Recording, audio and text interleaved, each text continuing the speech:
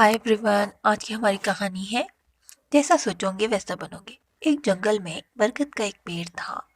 उस पेड़ के ऊपर एक चील घोंसला बनाकर रहती थी, जहाँ उसने अंडे दे रखे थे। उसी पेड़ के नीचे एक जंगली मुर्गी ने भी अंडे दे रखे थे।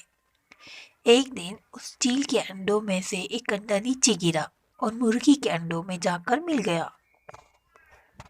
समय बीता, अंडा फूटा और चील का बच्चा उस अंडे से निकला और वो ये सोचते हुए बड़ा हुआ कि वो एक मुर्गी है।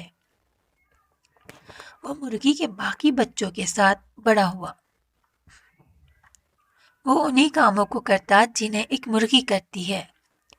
वो मुर्गी की तरह ही कुड़कुड़ाता, जमीन खोदकर दाने चुगता और वो इतना ही ऊंचा उड़ पाता जितना कि एक मुर्गी उड़ती है।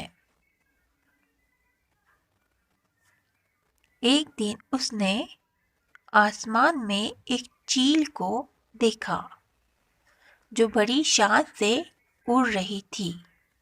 उसने अपनी मुर्गी माँ से पूछा कि उस चिड़िया का क्या नाम है जो इतना ऊंचा बड़ी शान से उड़ रही है। मुर्गी ने जवाब दिया, वो एक चील है। फिर चील के बच्चे ने पूछा, माँ, मैं इतना ऊंचा क्यों नहीं उड़ पाता? मुर्गी बोली, तुम इतना ऊंचा नहीं उड़ सकते क्योंकि तुम एक मुर्गी हो। उसने मुर्गी की बात मान ली और मुर्गी की जिंदगी जीता हुआ एक दिन मर गया।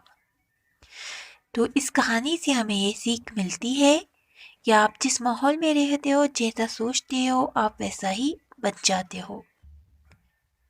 तो प्लीज़ वीडियो को लाइक करें, शेयर करें, सब्सक्राइब करें, कमेंट्स कर बताएं।